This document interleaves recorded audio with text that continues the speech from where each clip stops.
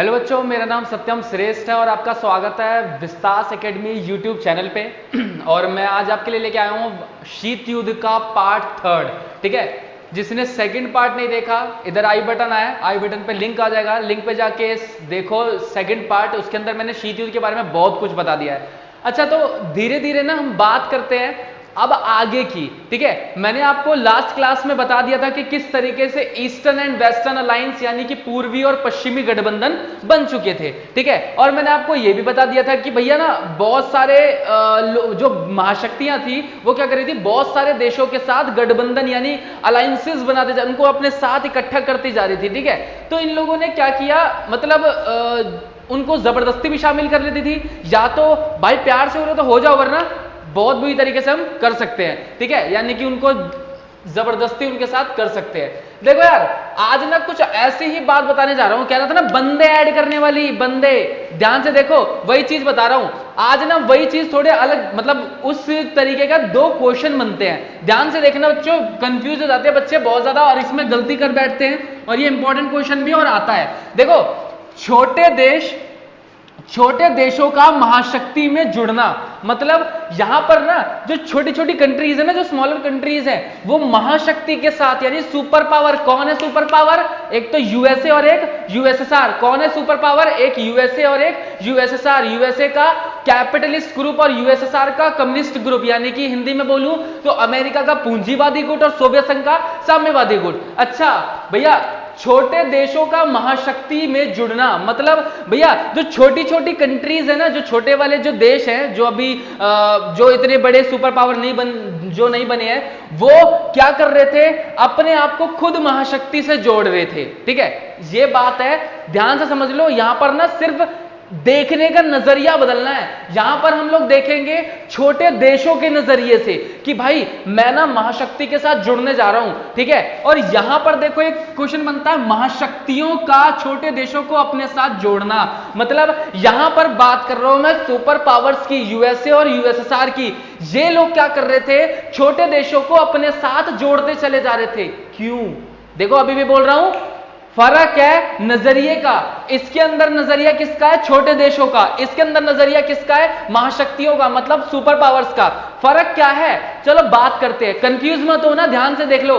ठीक है, छोटे देश महाशक्तियों के साथ जुड़ते थे। क्यों? क्योंकि देखो, जो बंदा काम कर रहा है ना, जो बंदा काम कर रहा है वो अपने लिए फायदा देखेगा। यहां पर काम कौन कर रहा है? छोटे देश। यहां पर कौन काम कर रहा है? छोटे देश। छोटे देशों को क्या फायदा होगा फिर? भाई छोटे देशों को महाशक्तियों के साथ, यानी जो सुपर पावर है, यूएसए हो गया चाहे यूएसएसआर हो गया, उसके साथ जुड़ के फायदा क्या होगा? ऐसी थोड़ी वो जुड़ने चले जाएगा, कुछ ना कुछ तो फायदा होगा। बिल्कुल भाई, फायदा है। क्या है फायदा भैया? देखो, एक तो वो अपने निजी फायदे के लिए, ऐसा नहीं है किसी के ऊपर मेहरबानी कर रहे थे भैया, ये अपने फायदे के लिए। अगर नजरिया देखा जाए हमारी छोटे देशों की तरफ से, तो ये अपने फायदे के लिए, अपने निजी फायदे के लिए, अपने प्राइवेट प्रॉफिट के लिए लोग क्या करते थे, इनके साथ जुड़ते थे, महाशक्तियों के साथ। दूसरा, पड़ोसी देशों की दुश्मनी। अच्छा, पड़ोसी देशों की दुश्मनी मतलब एग्जाम्पल के तौर पे मान लो, बहुत तगड़ा एग्जाम्पल ले रहे हैं पाकिस्तान का। ठीक है भाई, पाकिस्तान जो है उसकी हमसे दुश्मनी चलती आ रही है उसकी तरफ से। ठीक है, उसने क्या किया, अमेरिका का साथ ले लिया और बोला कि, मतलब उसने क्या किया, एक तरीके से समझ लो, मैं एग्जाम्पल दे रहा हूं। ठीक है, उसने अमेरिका का साथ ले लिया कि उसे यह डर लगता था कि इंडिया के साथ जो उसकी दुश्मनी है, तो इंडिया उसके ऊपर कभी धावा ना बोल दे। तो एक तरीके का ये एग्जाम्पल था कि भाई पड़ोसी देशों से दुश्मनी होती थी छोटे देशों की, और अगर वो किसी महाशक्ति के साथ जुड़ जाएंगे फिर तो उनका कोई कुछ उखाड़ निकता, फिर वो चौड़ में घूमते हैं जी, आ जाओ। ठीक है भाई, अगला है हथियार और आर्थिक सहायता। अब ऑब्वियस ही बात है, जब छोटे देश महाशक्तियों के साथ यानी कि सुपर पावर्स के साथ जुड़ जाएंगे, तो उनको जो सुपर पावर्स हैं वो क्या करेंगी, हथियार वगैरह, यानी कि क्या नाम है उसका, वेपन्स वगैरह, और इकोनॉमिकली सपोर्ट भी करेगी, वेपन्स वगैरह भी प्रोवाइड कराएंगे, हथियार वगैरह भी मुहैया कराएगी। तो इससे हो क्या रहा है भैया, जो छोटे देश है ना, जो छोटे देश हैं, वो अपने नजरिए से अपने फायदे गिन रहे हैं कि भैया मैं तो अपने निजी फायदे के लिए गया हूं। ठीक है, मेरी जो आपस के, जो मेरे साथ के देश है ना, वो भी किसी ना किसी बड़े ग्रुप में शामिल है, किसी ना किसी, क्या 2 ही तो ग्रुप हैं, एक यूएसए एक यूएसएसआर, इन दोनों में से किसी में शामिल होंगे। तो पड़ोसी देशों की दुश्मनी की वजह से भी ये लोग क्या करते थे, शामिल होते थे। बात करूं मैं ये वाली हथियार और आर्थिक सहायता, ठीक है भाई, ये हो गया आपका। अब एग्जाम्पल देता हूं मैं, रियल लाइफ का एग्जाम्पल देता हूं। लड़ाई हो गई तुम्हारी, ठीक है भाई, तुम्हारी क्या हुई, लड़ाई हो गई, युद्ध, बहुत गंदी वाली लड़ाई हो गई, किसी बहुत तगड़े बंदे से भिड़ गए जाके, ठीक है। तुम जा रहे थे अपना रोड पे, किसी ने तुम्हें कुछ कहा, खून गरम, दिमाग घूम गया, जाके तुमने मार दिया उसमें बहुत बुरी तरीके से। बाद में पता चला जी ये तो इस फलाने का भैया था, फलाने का ये था, बेटा था, बला बला, ठीक है। और तुम लोग डर के मारे बहुत बुरी तरीके से, यार अब क्या करूं, मैं तो बाहर निकलूंगा मुझे मार देगा। फिर क्या होता है, यही चीज, और बाद में पता चला कि उनके जानने वाले जो रिलेटिव है वो तुम्हारे घर के साथ में रहते हैं, ठीक है भाई। बाद में पता चला कि जो उनके जानने वाले रिलेटिव थे जिसको तुमने मारा था वो तुम्हारे घर के आसपास रहते हैं। अब मतलब तुम तो फंस गए बहुत बुरी तरीके से। अब तुम कह रहे हो कि अब तो जी बाहर निकलना भी मुश्किल है, तो करे क्या। देखो भाई, हर एक का ना बाप बैठा होता है, ऐसा ही कुछ यहां पर भी है। और बाप नहीं तो कम से कम उस बंदे जिसको तुमने मारा है उसकी टक्कर का कोई ना कोई तो होगा। तो वही काम तुम क्या करोगे, उसके साथ या तो कॉम्प्रोमाइज कर लोगे, पिट लोगे वो तो, क्योंकि तुम्हें मारे बिना छोड़ेगा नहीं। इसलिए तुम क्या करोगे, उसके ओपोनेंट में, मतलब कि उसके खिलाफ जो है उसके साथ जुड़ जाओगे। यही काम यहां पर छोटे देश कर रहे थे। छोटे देशों के साथ वाले देश, छोटे देशों के जो साथ में जो देश थे ना, वो लोग पहले ही किसी महाशक्ति से जुड़ चुके होते थे, किसी सुपर पावर से, ठीक है। तो वो जो देश था, एग्जांपल के तौर पे मैं हूं, ठीक है भाई, मेरे साथ मेरा दोस्त था, ठीक है, हम दोनों की बातचीत बढ़िया तरीके से होती थी, लेकिन कुछ दिनों से हमारी अनबन चल रही है, लड़ाई चल रही है, वो ना किसी इस गैंग का मेंबर है। तो मैं भी तो किसी के साथ जुड़ूंगा, मेरे को भी तो अपनी सेफ्टी चाहिए। कल को हम दोनों की लड़ाई हो गई, मुझे मार के, मतलब मुझे मार दिया गया, तो मैं क्या करूंगा। इसलिए मेरी भी एक अप्रोच होनी चाहिए, मैं भी किसी के साथ जुड़ूं, यही सोच लेके, और वही बंदा मुझे प्रोटेक्ट करेगा, वही बंदा मेरे को सपोर्ट करेगा, वही बंदा मुझे बचाएगा। ये मैं अपने फायदे के लिए देख रहा हूं। यही काम यहां पर छोटे देश भी कर रहे थे। समझ लो, इस चीज को दिमाग के अंदर बिठा लो, ठीक है भाई। बात करता हूं मैं यहां पर, अब बात करते हैं ना, ये नजरिया तो हमने छोटे देशों की, ये नजरिया तो हमने छोटे देशों का देखा, लेकिन बात करूं मैं महाशक्तियों की, बात करता हूं मैं महाशक्तियों की। महाशक्तियों का छोटे देशों के साथ जोड़ना, को अपने साथ जोड़ना, मतलब महाशक्तियां जो सुपर पावर्स थी वो क्या कर रही थी, छोटे देशों को अपने साथ जोड़ती चली आ रही थी। लेकिन अब ना छोटे देशों का फायदा नहीं, अब महाशक्ति क्या कर रही है, महाशक्ति बोल रही है अब मेरा फायदा, ठीक है। महाशक्ति अब यानी सुपर पावर, अबे यार सुपर पावर के बाद किसकी बात कर रहा हूं मैं, यूएसए एंड यूएसएसआर, यही है सुपर पावर, महाशक्तियां, ठीक है भाई। यही क्या है, महाशक्तियां, ये महाशक्तियां हैं भैया, देख लो। अब ये महाशक्तियों की बात बताऊं, मोस्ट इंपोर्टेंट क्वेश्चन है बच्चों, आता है ये आपका, ठीक है, ध्यान से याद कर लेना, इसे हैंड टू हैंड पता चल जाएगा। अभी देखो समझाता कैसे हूं, देखो सबसे पहली बात तो आया महत्वपूर्ण संसाधन, रिसोर्सेज। समझो ध्यान से, कोई अमेरिका और यूएसएसआर का एग्जांपल ही चल रहा है, अमेरिका और यूएसएसआर है, ठीक है, वो किसी एक देश को अपने साथ क्यों जोड़ेगी, फायदा होगा तभी तो जोड़ेगी भाई। आज के टाइम पीरियड में भी फायदे के बिना कोई बंदा कोई काम नहीं करता, किसी के साथ किसी की मदद नहीं करता। तो ये महाशक्तियां उस टाइम पीरियड में क्या, ऐसे कोई उन्होंने धर्मशाला थोड़ी खोल रखी कि जी आओ मैं तुम्हें सुरक्षा दूंगा, ये करूंगा वो करूंगा, नहीं भाई, उनका भी फायदा है। क्या फायदा है, सबसे पहला रिसोर्सेज, महत्वपूर्ण संसाधन। संसाधन बोले तो तेल, खनिज पदार्थ, ये सारे तो काम ही आएंगे, ठीक है। अगर एक बार कोई एक्स देश, मान लो कोई एक्स जो देश है, वो अगर इन महाशक्ति उसे अपने साथ जोड़ लेती है, तो वहां पर मिलने वाला तेल, खनिज पदार्थ, यानी कि जो तुम्हारा नेचुरल ऑयल वगैरह मिलते हैं, पेट्रोलियम, ये सारी चीजें होती हैं, ठीक है, मेटल वगैरह जो भी चीजें होती हैं, ये सारी की सारी किसकी हो जाएंगी, इस सुपर पावर की। किसकी हो जाएंगी, सुपर पावर की, समझ लो भाई। दूसरा है हथियार और सेना का संचालन। ये एग्जाम्पल के तौर पे मान लो कि कैसे एग्जाम्पल दूं तुम्हें, हाँ ठीक है, मान लो कि मैं ना जो मैं हूं एक महाशक्ति हूं, मैंने एक्स देश के ऊपर ना अपना दबदबा जमा लिया। मैं इस एक्स देश के अंदर अपनी सेना भेज सकता हूं, अपने हथियार रख सकता हूं, अपने हथियारों का संचालन यानी कि उसे ऑपरेट कर सकता हूं, अपनी सेनाओं को भी आदेश दे सकता हूं, जो मेरी आर्मी वहां पर बना रखी है उनको भी बोल सकता हूं कि भाई तू ये काम कर। और ये ना ये वाला जो सिस्टम है अभी बताऊंगा, जो आपका क्यूबा मिसाइल संकट है, यही टॉपिक है वो, ठीक है भाई। हथियार और सेना का संचालन, ऑपरेटिंग आर्मी एंड वेपन्स। तीसरा पॉइंट स्पाई यानी जासूसी अड्डे। ये एक ऐसे अड्डे बन चुके थे, एग्जांपल दूं, तुम्हारा कोई दुश्मन है, अब तुम बोलोगे भैया सारी तो तुम हम पे बोल देते हो, यार देखो ये ना रियल लाइफ की चीजें हैं, पॉलिटिक्स चलती है जिंदगी भर, समझ लो पैदा होते हो तब से पॉलिटिक्स चल रही है, ठीक है। जासूसी की बात बताऊं, स्पाई अड्डे, अड्डे का मतलब क्या होता है, एग्जांपल के तौर पर मान लो तुम्हारा कोई दुश्मन है, तुमने दुश्मन के साथ में अपना कोई दोस्त छोड़ रखा है, ठीक है। तो एक तरीके एग्जाम्पल देता हूं, तुम्हारे दोस्त का घर यहां पर, ये तुम्हारे दोस्त का घर कहीं पर है, सॉरी तुम्हारे दुश्मन का कहीं घर है, उसके साथ वाला घर तुम्हारे दोस्त का है, तुमने उससे अच्छी बातचीत बना रखी है और वो तुम्हें सारी खबरें देता रहता है कि भैया तेरे दुश्मन के घर में ये चीजें चल रही हैं। कुछ ऐसा ही सिस्टम यहां पर भी होता था, ठीक है। कुछ भी ऐसे देश क्या करते थे, वो जो दूसरा यहां पर जो ग्रुप था यूएसए वर्सेस यूएसएसआर, अगर यूएसएसआर ने किसी देश पर कब्जा किया है और वो सॉरी यूएसए ने किसी देश पर कब्जा किया और वो यूएसएसआर के पास है, तो वो देश क्या करेगा, यूएसए को सारी इंफॉर्मेशन देगा। ये पॉइंट भी किसका है, ये पॉइंट भी आपका क्यूबा मिसाइल संकट, क्यूबा मिसाइल क्राइसिस का है। आ रहे हैं धीरे धीरे, टेंशन मत लो, ठीक है। आगे बात करूं, आर्थिक मदद। भैया जिस कंट्री के अंदर वो रह रहे थे और जिस कंट्री को उन्होंने अपने पास कब्जे में किया, क्या वहां पर पैसे नहीं होंगे, होंगे, ऑब्वियस सी बात है।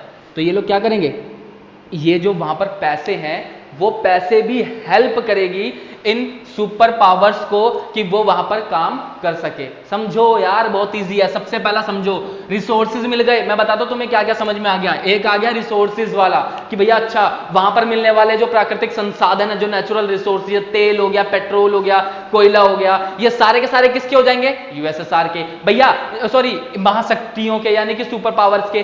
क्यों, क्योंकि इन्होंने उसको अपने अंडर रख लिया है, ठीक है भाई। दूसरा हथियार सेना का संचालन, हथियार और सेना का संचालन कर सकते हैं। यहां पर जो यहां पर जैसे मान लो कोई एक सुपर पावर है, उन्होंने क्या किया, किसी एक देश पे कब्जा किया, तो वहां पर अपनी सेना नहीं भेज सकती, भाई उसका ही तो है, वो जब मर्जी यूज करे, ठीक है, और वहां पर ही सेना वगैरह हथियार वगैरह रख सकती है। तीसरा जासूसी अड्डे बना दिया उन्होंने, जासूसी अड्डे बना सकते थे। ये जो सुपर पावर जो होते थे, ये छोटी छोटी कंट्री के अंदर अपने खुफिया लोगों को बिठा के, वही अपनी कंट्री यार, वहां पर बहुत सारे सेना वगैरह, बहुत सारे हथियार वगैरह लगा के उसको एक अड्डा बना देते थे, ठीक है। और आर्थिक मदद, इकोनॉमिकल सपोर्ट, मतलब वहां पर मिलने वाला पैसा, वहां से उठाया गया जितना भी पैसा, एक तरीके से वो इनकी इकोनॉमी सुधारने में मदद करते, ठीक है भाई।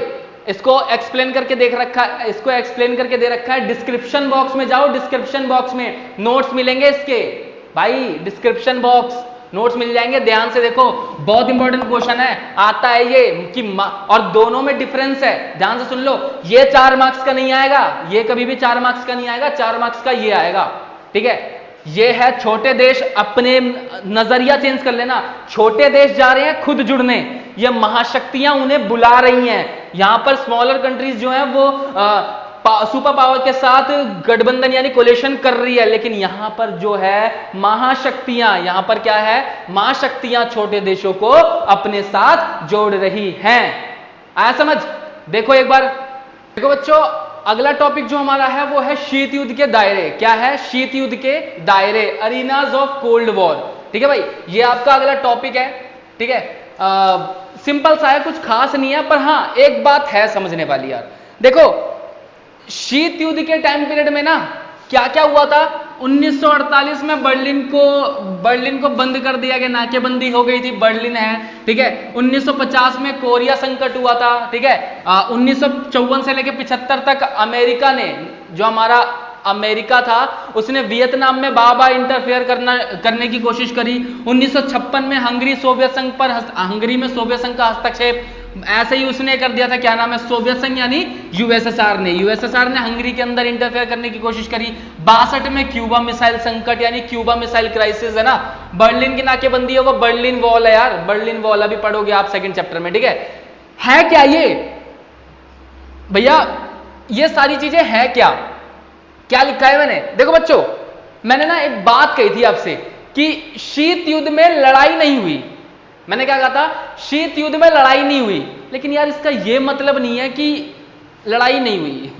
अब तो बोलोगे भैया क्या बोल रहे हो, बच्चों लड़ाई नहीं हुई मतलब उस लेवल पे नहीं हुई जो फर्स्ट वर्ल्ड वॉर और सेकंड वर्ल्ड वॉर में हुई थी, ठीक है। लड़ाइयां हुई हैं, इसके अंदर लड़ाइयां हुई हैं, लेकिन इस लेवल तक नहीं गई कि वो वर्ल्ड वॉर यानी कि विश्व युद्ध का रूप ले ले, ठीक है भाई। एग्जाम्पल के तौर अब मैं तुम्हें एग्जाम्पल देता हूं, कब से कब तक चला था कोल्ड वॉर हमारा, याद करो कब से कब तक चला था, याद है 1945 टू 1991, यही डेट बता रखी है बुक में, ठीक है। अब हमारे देश की बात ले लो, इंडिया की ही 3 लड़ाइयां हो गई इस बीच, ठीक है। मैं एग्जांपल बताता हूं कौन कौन सी, ठीक है। सबसे पहले 47 वाली वॉर पाकिस्तान के साथ, जैसे ही आजाद हुआ 45 के बाद आता 47, कितनी बड़ी लड़ाई हुई थी, कितने सारे मार काट हुए थे, बाहर नहीं जा रहा, इंडिया का एग्जांपल दे रहा हूं। अगला दू 65 वाली 65 वाली जो लड़ाई हुई थी कच्छ के, गुजरात के कच्छ रण से जो अंदर आने की कोशिश करी थी, जो आज भी बंद पड़ा है, मामला स्थगित कर दिया था, ठीक है। और एग्जांपल दू 71 का 71 वाला 65 65 71 वाला बांग्लादेश को आजाद कराया था और बांग्लादेश एक नई कंट्री बनाई थी, ठीक है भाई। और एक लड़ाई और हुई थी इंडिया और चाइना की 62 में 62 में, हिंदू चीनी भाई भाई करते हुए, दलाई लामा वाला वो जो सीन था वो करते हुए उन्होंने बदला लेने की कोशिश करी थी सियाचिन के बॉर्डर पे। तो यार लड़ाइयां तो हुई हैं, लड़ाइयां तो हुई हैं, लेकिन ये यहां पर ऐसा मैं क्यों कह रहा था कि यहां पर शीत युद्ध में लड़ाइयां नहीं हुई, भैया शीत युद्ध ने विश्व युद्ध का रूप नहीं लिया, शीत युद्ध ने विश्व युद्ध का रूप नहीं लिया। मतलब भैया यहां पर लड़ाइयां हुई थी लेकिन बहुत छोटे लेवल पे, जो यार देखो, अगर मैं एक एज अ कंट्री का सिटीजन यानी मैं अगर एक भारत का सदस्य नागरिक हूं, तो अगर मैं बोलूं कि यार इंडिया और पाकिस्तान की लड़ाई हुई, मेरे लिए तो बहुत बड़ी है, मेरे लिए तो कितने सारे लोग मरे थे, कितने सारे लोगों को घर छोड़ के जाना पड़ा था, बहुत बड़ी बात है मेरे लिए, है ना भाई।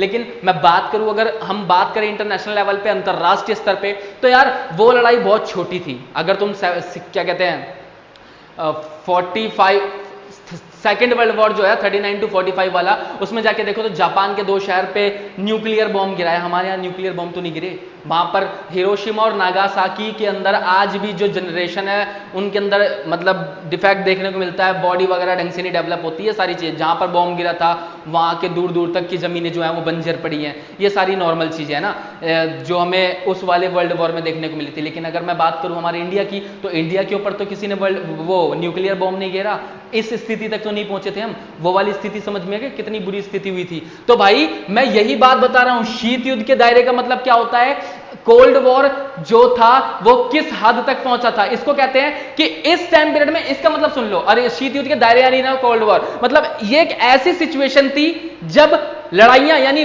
लड़ाइयां हुई, युद्ध हुए या उनके होने की आशंका बनी, मतलब ऐसा वो बना, एक ऐसी सिचुएशन बन गई कि नहीं अब भाई अब लड़ाई हो जाएगी, अब लड़ाई होके रहेगी, ठीक है। या और लड़ाइयां हुई भी, और लड़ाइयां हुई भी, ठीक है, देख लेना, ये नहीं, ये वाले नहीं, जो हमारे इंडिया की लड़ाई बताता है, और लड़ाइयां हुई भी, ठीक है। और कभी कभी ऐसी सिचुएशन बन गई, सेनाएं जो आर्मीज है ना यूएसए और यूएसएसआर की, ये खड़ी है सामने, ठीक है भाई, ये जो यूएसए और यूएसएसआर की जो आर्मियां हैं, जो सेनाएं हैं, वो खड़ी हैं यूं सामने, और बस देरी थी अटैक बोलने की और छिड़ जाता थर्ड वर्ल्ड वॉर। सच्चाई है ये हुआ था, कहां हुआ था, क्यूबा मिसाइल क्राइसिस में, यानी क्यूबा मिसाइल संकट में। आएगा समझ, इसलिए मैं धीरे धीरे बताता जा रहा हूं, हल्के हल्के हिंट देता जा रहा हूं, ताकि तुम्हें आगे चल के कोई दिक्कत ना हो, ठीक है भाई। तो इस तरीके से ये सारी चीजें हुई थी। मैं इंडिया की बात बता दूं, इंडिया के मैंने 3-4 केस गिनवा दिए भाई, ठीक है। 47 की लड़ाई, 62 की चाइना के साथ लड़ाई, 47 की पाकिस्तान वाला, ठीक है, विभाजन वाला, उसके बाद हमारा 65 वाला गुजरात वाला जो लड़ाई हुई थी पाकिस्तान के साथ ही, ठीक है। 71 में भी बांग्लादेश को आजाद कराया था। तो यार लड़ाइयां तो हुई हैं भाई, ठीक है, ऐसी बात नहीं है कि लड़ाई हुई नहीं शीत युद्ध के टाइम पीरियड में, और शीत युद्ध चल रहा था, ठीक है, मैं बात कर रहा हूं। और ये सारी चीजें जो हैं, ये सारी चीजें भी हुई, ठीक है। और शीत युद्ध का दायरे का मतलब भी यही होता है कि या तो युद्ध हुए, ठीक है, या तो क्या कहते हैं युद्ध होने की आशंका, मतलब ऐसी सिचुएशन क्रिएट हो गई कि अब वॉर छिड़ जाएगी, ठीक है। और वॉर हुई, मतलब बहुत छोटे छोटे लेवल पे लड़ाइयां हुई भी, ठीक है, लेकिन बात एक हद से ज्यादा नहीं बढ़ी, कंट्रोल कर ली गई, और उसने वर्ल्ड वॉर यानी विश्व युद्ध का रूप नहीं लिया। आया समझ भाई, इसी को कहते हैं शीत युद्ध के दायरे। बहुत इजी है भाई, बहुत इजी, समझ जाओ, मजाक है ये। देखो बच्चों, आपका अगला टॉपिक है इसके अंदर, और मोस्ट इंपॉर्टेंट टॉपिक है ये वाला, है ना। ये वाला क्वेश्चन आपका 6 नंबर में आता ही आता है, ठीक है। हाँ, बहुत बार देखा गया ये वाला क्वेश्चन, पेट क्वेश्चन है भैया, आना ही आना है, ये याद कर लो। अच्छे तरीके से। अब याद नहीं, रट्टा नहीं मारना, समझ लो, बहुत बच्चों वाला क्वेश्चन है, कहने के लिए 6 नंबर का है लेकिन है बच्चों वाला, ठीक है। तो देखो इसके अंदर है क्या, हथियारों की होड़ और हथियारों पर नियंत्रण। ये वर्ड तो आप पहले भी सुन चुके हो, आर्म्स रेस, है ना, ये वर्ड तो आप पहले भी सुन चुके हो, आर्म्स रेस। क्या मतलब होता है इसका भैया, जो हथियार बनाने की एक रेस लगी हुई थी कि तेरे पास ये वाला हथियार है, मैं इससे एडवांस हथियार लेके आऊंगा, तेरे पास ये वाला हथियार है, मैं इससे भी ज्यादा बेहतर हथियार लेके आऊंगा। क्यों, है ना। और एक चीज और है, हथियारों पर नियंत्रण, ठीक है, यानी कि आर्म्स कंट्रोल कर लिए गए। आर्म्स का मतलब वही हथियारों की बात कर रहा हूं मैं, आर्म्स का मतलब हथियारों की बात कर रहा हूं। आर्म्स को कंट्रोल कर लिया गया, हथियारों पर नियंत्रण, हथियार बनाने पर नियंत्रण कर लिया गया। क्यों, हर एक के वर्ड के आगे जुड़ जाता है क्यों, क्यों, ठीक है। देखो बहुत प्यार से समझ में आएगा, 6 नंबर का क्वेश्चन है ये। कितने नंबर का, 6 नंबर का। तो सबसे पहले बात करता हूं मैं हथियारों के होड़ की, यानी आर्म्स रेस की। पहला पॉइंट है कि दोनों ही महाशक्ति अपना वर्चस्व जमाना चाहती थी। नया वर्ड निकल के आया भैया, वर्चस्व। वर्चस्व का मतलब क्या होता है, अपना डोमिनेंस क्रिएट करना। भाई साहब मैं ही मैं हूं और कोई नहीं, तो वर्चस्व का मतलब क्या होता है, डोमिनेंस क्रिएट करना, कि मैं ही मैं हूं और कोई नहीं, ठीक है। इसीलिए ये लोग हथियार बनाते थे। समझो, दो महाशक्तियां यूएसए और यूएसएसआर, ये दोनों को ही लगता है, ये दोनों ही क्या बोलते हैं कि भैया एक म्यान में एक तलवार रह सकती है। You know the meaning of म्यान। म्यान इंग्लिश वाले, म्यान का मतलब जिसमें वो तलवार रखी जाती है, ठीक है भाई। वो म्यान में एक ही तलवार होती है, दो नहीं, ठीक है। एक जंगल का एक ही राजा होता है, दो नहीं, दो होंगे तो लड़ाइयां होती हैं। वही कुछ सीन यहां पर है। ये लोग बोलते थे कि भैया इस पूरी दुनिया में एक ही महाशक्ति हो सकती है, ठीक है। इसीलिए ये लोग अपना वर्चस्व जमाना चाहते थे, महाशक्ति बनना चाहते थे। क्या बनना चाहते थे, महाशक्ति बनना चाहते थे और अपना वर्चस्व जमाना चाहते थे। ये अपनी ही कंट्रोल करना चाहते थे पूरे के पूरे दुनिया के ऊपर, और कोई दूसरा नहीं, दो नहीं यार, सिर्फ एक, है ना। दूसरा, शक की नजर से देखते थे। वही मैंने बताया, एक दूसरे को बहुत शक भरी निगाह से देखते थे कि भाई उसके पास क्या पता हमसे बेहतर हथियार हो, कल को वो हम पे अटैक करने आ रहा हो, ठीक है। यही इन्हीं दोनों के बीच की बात है भाई, ये यूएसए वर्सेस यूएसएसआर, ठीक है भाई। यूएसए वर्सेस दिख रहा है तुम्हें, हाँ दिख रहा है, यूएसए वर्सेस यूएसएसआर, ठीक है भाई। इसके अंदर क्या हुआ, ये भी वर्चस्व, यहां पर वर्चस्व जमाना चाहते थे और शक की नजर से देखते थे। शक की नजर से देखने का मतलब कि भाई क्या पता उसके पास बेहतर हथियार हो, है ना, क्या पता उस वाले, कौन सा उस, अगर मैं यूएसएसआर हूं तो क्या पता यूएसए के पास बेहतर हथियार हो, क्यों ना अच्छे से अच्छे हथियार बनाए जाएं, हम भी अच्छा हथियार बना लेते हैं ताकि वो कल को हमें टक्कर ही ना दे सके। ये वाले सीन इनके साथ चल रहे थे, है ना। उगले लास्ट पॉइंट है इसके अंदर, एक दूसरे से बेहतर हथियार, कौन से, परमाणु, कौन से, परमाणु, मतलब न्यूक्लियर वेपन, ठीक है भाई। कौन से वेपन, एक दूसरे से बेहतर न्यूक्लियर वेपन बनाना चाहते थे। पर यार न्यूक्लियर वेपन क्यों बना रहे थे यार, देखो इन दोनों को ही पता है कि ये पूरे के पूरे विश्व में कोई एक रह सकता है, ठीक है। जिस दिन लड़ाई होगी ना, उस दिन न्यूक्लियर वेपन ही सबसे तेजी से चलेंगे, ठीक है। और ये बात मैं तब की नहीं बोल रहा बेटा, फर्स्ट वर्ल्ड वॉर हुआ 1914 से लेके 1918, सेकेंड वर्ल्ड वॉर हुआ 1939 से लेके 1945, बेटा अभी तक ना थर्ड वर्ल्ड वॉर नहीं हुई। और एक बात बता दूं, अब अगर थर्ड वर्ल्ड वॉर हुई, अभी भी अगर थर्ड वर्ल्ड वॉर हुआ तो भाई पता क्या होगा, सीधे एक न्यूक्लियर वॉर, ठीक है। और इस टाइम पीरियड में क्या पता ये प्लेनेट भी बच पाए, क्योंकि हर कंट्री के पास, एक हमारे पड़ोस में देश है थोड़ा गरीब सा, उसके पास तक न्यूक्लियर वेपन्स हैं। तो क्या कर सकते हैं, अब ऐसे ऐसे देशों के पास भी अगर न्यूक्लियर वेपन होंगे तो क्या होगा, वो लोग कभी भी किसी भी तरीके से बेवकूफ़ी भरा कोई डिसीजन ले लिया, अटैक वटैक कर दिया, न्यूक्लियर वॉर छिड़ गई, तो क्या हो जाएगा, मतलब पूरी के पूरे प्लेनेट पे तबाही हो जाएगी। शायद ये अर्थ प्लेनेट भी ना रहे, क्योंकि हर एक देश के पास बेहतर से बेहतर हथियार है इस टाइम पीरियड में, एक से एक न्यूक्लियर वेपन हो गए, एटॉमिक वेपन्स हैं, अब पता नहीं हाइड्रोजन बॉम्ब वगैरह भी बन चुके हैं, ठीक है। यानी कि तबाही के तो उन्होंने सारे हथियार बना रखे हैं। जिस दिन हुआ शुरू, बस डूबेंगे सारे। तो भगवान से दुआ करो कि ना ही हो, बुद्धि दे इन लोगों को जिनके पास भी हैं, ठीक है। हालांकि सुरक्षा के लिए बनाए गए हैं, लेकिन कहते हैं ना गलत तरीके से इस्तेमाल किया तो भाई भुगतना भी पड़ेगा। तो हथियारों की होड़ हुई, वो अपना डोमिनेंस क्रिएट कर रहे थे, अपना वर्चस्व जमा रहे थे, एक दूसरे को शक की नजर से देखते थे कि कल को वो हम पे अटैक ना कर दे, और एक दूसरे से बेहतर हथियार बनाना चाहते थे, वो भी छोटे मोटे हथियार नहीं, एक दूसरे से बेहतर परमाणु हथियार। ठीक है भाई, बात करता हूं हथियारों पर नियंत्रण। इन लोगों ने हथियार बनाने की होड़ यानी रेस तो शुरू करी, लेकिन कुछ ही समय में इन्हें यह समझ में आ गया कि अगर वॉर छिड़ी, ये जो मैंने अभी बात बताई थोड़ी देर पहले, इनको एक बात समझ में आ गई कि भाई अगर अब की वॉर छिड़ गई ना, तो ये वॉर सिर्फ हम लोग, ऐसा नहीं होगा कि हम जीत जाएंगे, हम भी बर्बाद होंगे, क्योंकि न्यूक्लियर वॉर होगी। दोनों ही ग्रुप्स के पास न्यूक्लियर वेपन बहुत भारी तादाद में मौजूद थे। तो ऐसा तो नहीं है एक ने अटैक किया तो दूसरा चूड़ियां पहन के बैठा है, वो भी अटैक कर देगा। दोनों तरफ से न्यूक्लियर वॉर चल रही है, बीच में देश मर रहे हैं, वो भी मर रहे हैं, बहुत सारे लोग मर रहे हैं, न्यूक्लियर वॉर चल रही है। और उसके बाद क्या होगा, ये इस स्थिति को, इस सिचुएशन को झेलने की हालत में नहीं होंगे। ठीक है, इनको ये बात समझ में आ गई थी। किनको?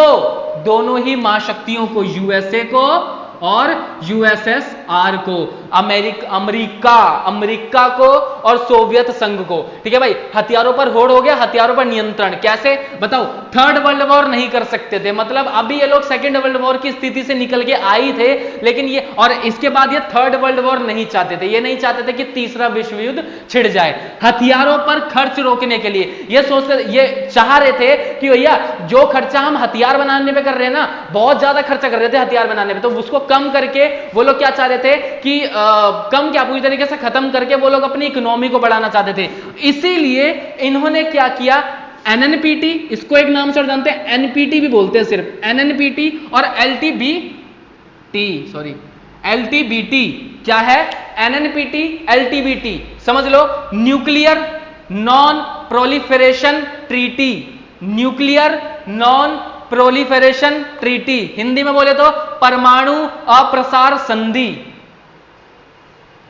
अगला LTBT, limited test ban treaty. क्या बोल रहा हूं? Limited test ban treaty, Hindi में बोलूं सीमित, बहुत गंदी राइटिंग,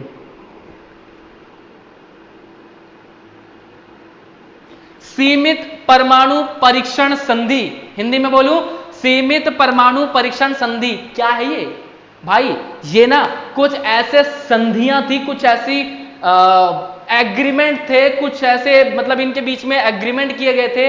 अब मैं बताऊं कि इनके बीच में ये हुए थे हमारे विकसित देशों के पास, जिनके पास परमाणु हथियार थे। ठीक है, उन लोगों, अभी बताऊंगा इसके बारे में, आगे वीडियोस बनेंगी तब उसके अंदर देखने को मिल जाएगा। ये दोनों के दोनों क्लियर करके बता रखे हैं। ठीक है भाई, थर्ड वर्ल्ड वॉर नहीं चाहते थे हथियारों पर खर्च रोकने के लिए, और साथ ही साथ इन लोगों ने क्या किया, ऐसे संधियों पे हस्ताक्षर यानी साइन कर दिए, और साइन करने के बाद इन्होंने क्या बोला कि चलो भाई, अब हम ये वाले न्यूक्लियर वेपन नहीं बनाएंगे, ठीक है, और हम लोग कम कर देंगे ये सारी चीजें। तो ये आपके, और 6 नंबर का क्वेश्चन है भाई, ये इस तरीके से क्वेश्चन बनेगा। नोट्स में जाके देखो। और एक चीज और बच्चों देखो, मैं ना यहां पर ना कुछ चीजों को बहुत बार बोलता हूं, ठीक है, एक ही चीज को बार बार बोलता हूं। बार बार बोलने का मतलब ये नहीं है कि आप बैठ के बोल रहे, अरे भैया कितनी बार एक ही बार बोलोगे। भाई एक चीज बताऊं तुम्हें, एक फैक्ट, तुमने टीवी वगैरह देखे होंगे, टीवी के अंदर क्या होता है, एक एड चलता था, मतलब एक क्या बहुत सारे एड चलते थे। एग्जांपल ले लेते हैं, कोलगेट है ना, हर माह का भरोसा। ठीक है, तुम जब भी टीवी वगैरह देखते हो तो उसमें क्या होता है, आपका पोर्शन जो भी आप देख रहे हो, मूवीज देख रहे हो या सीरियल देख रहे हो,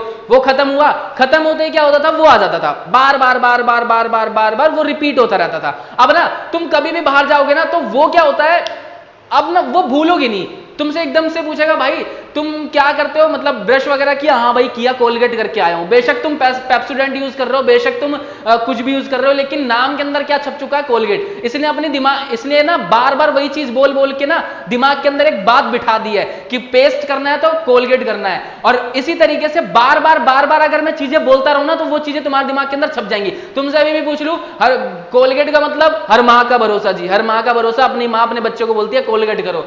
इसी तरीके से अगर मैं बार बार ये चीज बोलता रहूंगा ना, तो ये चीजें जाके तुम्हारे दिमाग के अंदर छप जाएंगी।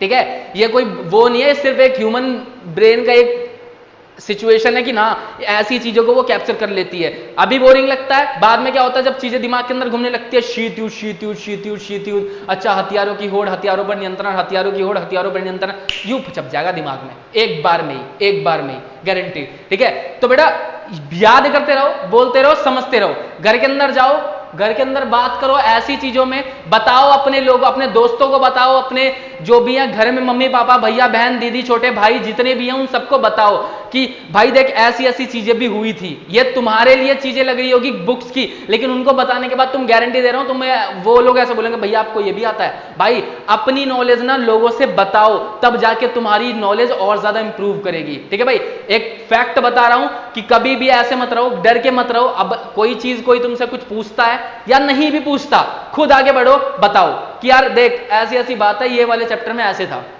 ठीक है भाई, तो और भी ज्यादा बेहतर तरीके से चीजें क्लियर होंगी। और याद रखना, बार बार रिपीट करने का रीजन क्या है, दिमाग के अंदर चीजें छप जाएंगी। समझ रहे हो, बार बार रिपीट करने का रीजन क्या है, दिमाग के अंदर, भैया दोबारा रिपीट कर दिया लाइन, रिपीट कर रहा हूं, दिमाग के अंदर छप जाएगी। ठीक है भाई, तो ये सारी चीजें इस तरीके से कोल्ड वॉर था। ठीक है, हाँ तो बच्चों देखो अगला टॉपिक जो है हमारा वो है गुट निरपेक्ष आंदोलन। क्या है भैया ये? भाई ये ना एक ऐसी बात है जो बहुत इंपॉर्टेंट है और बहुत मजेदार भी। मजेदार क्यों बताऊंगा, मजेदार क्यों है। देखो तुमने एक चीज तो सुनी होगी कि दो लड़ाइयां होती हैं। एग्जाम्पल के तौर पे मान लो जब लड़ाई होती है तो दो ग्रुप होते हैं, तो दो ग्रुप में क्या होता है, एग्जाम्पल के तौर पे मैं तुम्हें बताऊं, हाँ मान लो कि एक्स और वाई की लड़ाई हो रही है। ठीक है, एक्स और वाई की लड़ाई हो रही है, बहुत सारे लोग बैठे हुए हैं, बहुत सारे लोग हैं। स्कूल का क्लासरूम का एग्जांपल लो, दो बच्चों के बीच में लड़ाई हो रही है और वो पूरी की पूरी क्लास मजे ले रही है। ठीक है, पूरी की पूरी क्लास क्या कर रही है, मजे ले रही है। अब क्या होता है, लेकिन उसके अंदर से भी कुछ बच्चे ऐसे होंगे जो एक्स का सपोर्ट कर रहे होंगे, यानी कि एक बच्चे का सपोर्ट कर रहे होंगे। कुछ ऐसे होंगे जो वाई का सपोर्ट कर रहे होंगे, यानी कि वाई यानी कि जो दूसरा बच्चा जिनकी दोनों की लड़ाई हो रही है, आधे आधे बच्चे इनके पीछे लगे होंगे। हाँ भाई ठीक है, समझ में आया मैं किसकी बात बता रहा हूं, ये वाली बात बता रहा हूं मैं। एक तरफ यूएसए के सपोर्टर थे, एक तरफ यूएसएसआर के सपोर्टर थे। एक तरफ यूएसए दिख रहा है, एक तरफ हाँ यूएसए के सपोर्टर थे तो दूसरी तरफ यूएसएसआर के सपोर्टर थे। लेकिन ये क्या है, ये भैया नाम है। नाम मतलब नॉन अलाइन मूवमेंट, गुट निरपेक्ष आंदोलन, नाम तुम्हारा नाम। ठीक है भाई, क्या है ये गुट निरपेक्ष आंदोलन, क्यों है इंपॉर्टेंट? भाई इसकी शुरुआत पता है किसने करी थी? भारत यानी कि इंडिया ने।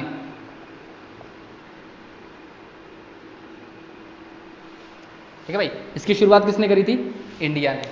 अब तुम बोलोगे भैया आप तो इंडिया को लेके बहुत ज्यादा सीरियस हो रहे हो।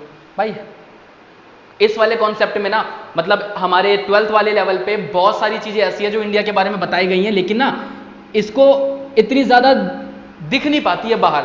हम सिर्फ कुछ फैक्ट्स के बारे में बात कर ले कि इंडिया इसलिए इतना ज्यादा महान है, लेकिन हम और भी बहुत सारी चीजें छोड़ देते हैं। तो मैं इस वाले मतलब अपने इस YouTube के थ्रू वो चीजें भी बताता हुआ चलूंगा ताकि तुम प्राउड करो टू बी अ इंडियन। ठीक है, इसकी शुरुआत भी भारत ने करी थी। क्या अकेले ने करी थी? नहीं भाई, इसकी शुरुआत बहुत सारे लोगों ने मिलकर, मतलब पांच जो देश थे उन लोगों ने मिलकर करी थी। कौन कौन थे बताऊंगा, लेकिन इसमें नहीं, अगली वीडियो में। अगर ये वाला जानना है, बहुत इंटरेस्टिंग है, ये जानना है तो अगली वीडियो का वेट करो, फिर मैं बताऊंगा कि इसके अंदर भारत कैसे इंक्लूड था और भारत का पूरा क्या सीन था इसके अंदर, इसको स्थापित करने के लिए। ठीक है बच्चों, नॉन अलाइन मूवमेंट शुरुआत कर चुका हूं, याद कर लो। अगली वीडियो में यही बताऊंगा, नॉन अलाइन मूवमेंट। और जिसने मेरी पिछली वाली वीडियो नहीं देखी है, वापस से आई बटन टच सर्च मारो, the era of cold war part 2, ये पार्ट 3 आया है, पार्ट 3 आने वाला आपका। ठीक है, तब नॉन अलाइन मूवमेंट के बारे में भी पढ़ेंगे। और बच्चों डिस्क्रिप्शन बॉक्स में जाके नोट्स डाउनलोड कर लेना, बताता हुआ चल रहा हूं। प्लीज बच्चों देखो यार, शेयर नहीं कर रहे हो तुम लोग, लाइक नहीं कर रहे हो वीडियो, ऐसे ना मोटिवेशन नहीं मिल पाती। ठीक है, अब मैं यहां पर इतनी मेहनत कर रहा हूं, ये लॉकडाउन के टाइम पीरियड में भी आके अगर ऐसे लेक्चर बना रहा हूं, पूरी चीख रहा हूं, गला फाड़ रहा हूं, तो यार थोड़ा सा एक लाइक कमेंट और थोड़ा सा शेयर कुछ लोगों तक पहुंचा दो, सब तक नहीं कह रहा, कुछ लोगों तक पहुंचा दो। तुम्हारे छोटे भाई बहन, बड़े दीदी भैया जो भी हैं, जो 12th में पढ़ रहे हैं, या तुम्हारे से छोटे भाई बहन जो 12th में पढ़ रहे हैं, कोई पेरेंट्स देख रहे हैं तो वो भी प्लीज अपने बच्चों को जरूर बताएं कि ये सारे कॉन्सेप्ट यहाँ पर क्लियर किए जाते हैं। ठीक है, विस्तास एकेडमी नाम का भी एक चैनल है। प्लीज बच्चों लाइक करो, सब्सक्राइब करो, शेयर करो, सबसे ज्यादा ध्यान करो शेयर पे। जितना ज्यादा शेयर करोगे ऐसी नॉलेज ना जरूर लोगों तक पहुंचेंगी। ठीक है, एक दिन लोगों को ये सारी चीजें भी पता चल सकेंगी। मैं ये नहीं कह रहा कि आप सिर्फ इस लेवल तक की पढ़ाई करो यार, जो भी चीजें है ना इसके अंदर जानने को, जो भी सीखने को मिल रहा है, ध्यान रखो, यहां पर ना तुम सिर्फ वो चीजों के लिए नहीं बैठे कि आ रहे हो, लेक्चर सुन रहे हो, नोट्स उतारा, खत्म। यार आ रहे हो ना क्लास के अंदर, इस वाली क्लास को देख रहे हो, कुछ सीख लो, ठीक है भाई, जिंदगी भर काम आएगी, कभी नॉलेज खराब नहीं होती, कभी ना कभी काम आती है, ठीक है भाई। तो यार इसको अच्छी तरीके से देखो और प्लीज चैनल को सब्सक्राइब करो, शेयर मारो, ठीक है। और जेई की सीरीज वगैरह देखो, फिजिक्स की सीरीज देखो, और भी हमारे 9-10 की सीरीज आ रही है अभय सर के थ्रू, इतने बढ़िया कॉन्सेप्ट इतने बढ़िया कॉन्सेप्ट जो है उसको लॉजिकली समझा रहे हैं सर। प्लीज यार जाके देखो, क्या कर रहे हो, सब्सक्राइब नहीं हो रहा, ना बढ़ रहे हो, ना कुछ कर रहे हो, हैं ढंग से करो यार बच्चों, ताकि हमें भी मोटिवेशन मिले, हम और भी अच्छी तरीके से कंटेंट लेके आए। करो यार, थोड़ा मेहनत कर रहे हैं ना, तो थोड़ा सपोर्ट करो, ठीक है बच्चों। तो ये देख लेना पूरा का पूरा वीडियो, और आज की क्लास के लिए बस इतना ही। मिलूंगा मैं आपसे अगली वीडियो में, ठीक है। तब तक के लिए bye bye, nice to meet you.